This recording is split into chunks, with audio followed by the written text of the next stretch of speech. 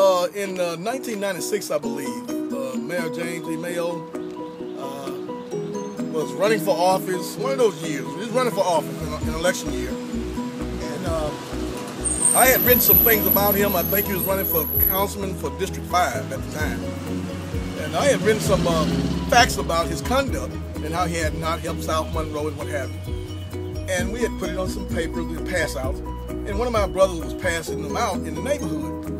And he ran up on Mr. Mayo on, I think, on Bethune Street in Brown District. And so Mr. Mayo asked him, say, look, what you got there? He said, you sure you want to see it? And he said, yeah, let me see it. And so he passed him one of the flyers that we were putting out. And Mr. Mayo read it, according to my brother. Mr. Mayo read it for a while. Then just grabbed his whole bag, about 500 or more pass out, and ran with it. So my brother came and found me and said, man, you know that man Mayo just grabbed all of my pass outs and ran with it. I said, well, don't worry about it, we'll get some more. So that evening, we were having an Empowerment Zone Enterprise Community meeting at the Washita Parish Courthouse, I think courtroom number 4, where we were meeting. And around about 30 minutes after the meeting began, Mr. Mayo walks through the courtroom door looking pregnant. He had his shirt jammed with those flyers, and he was crying. And when he was walking to approach our meeting, he says, Perry, why are you doing this to me, man? And I looked at him and I'm like, what did I do to Mr. Mayo? And he approached me about 20 feet from me, and he pulled his shirt up and let the papers fall on the floor, and they went everywhere. And so he said, Steve, you know what I'm talking about. I'm talking about this stuff you're writing about me. I say, well, it's true. And he tells me, when he was getting ready to leave, that's okay, man, I'm gonna get you. I'm gonna get you, man. And I say, well, what way do you mean that, physically or otherwise?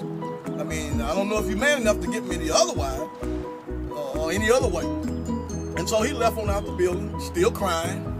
And so all of the board members say, what's on those papers? And so they picked him up one by one, and they looked at him, and I was talking about Mr. Mayo, how he was Uncle Tom, this and that, and he doesn't respect black people because he don't help us at all, and we put him in office primarily. And of course I adjourned the meeting so that we could go because he had disrupted it. And that was my encounter with Mayo that let me know that he was unbalanced. No man should really act like that. If he wanted to talk to me, he should have just waited till the opportune time and asked me about my comments toward him, or rebutted my comments toward him, which freedom of speech allows you to do. But no, he cried. He came in and broke up a meeting with about 25, 30 people sitting in it, blacks, whites, bankers, government officials. We were working with the enterprise community.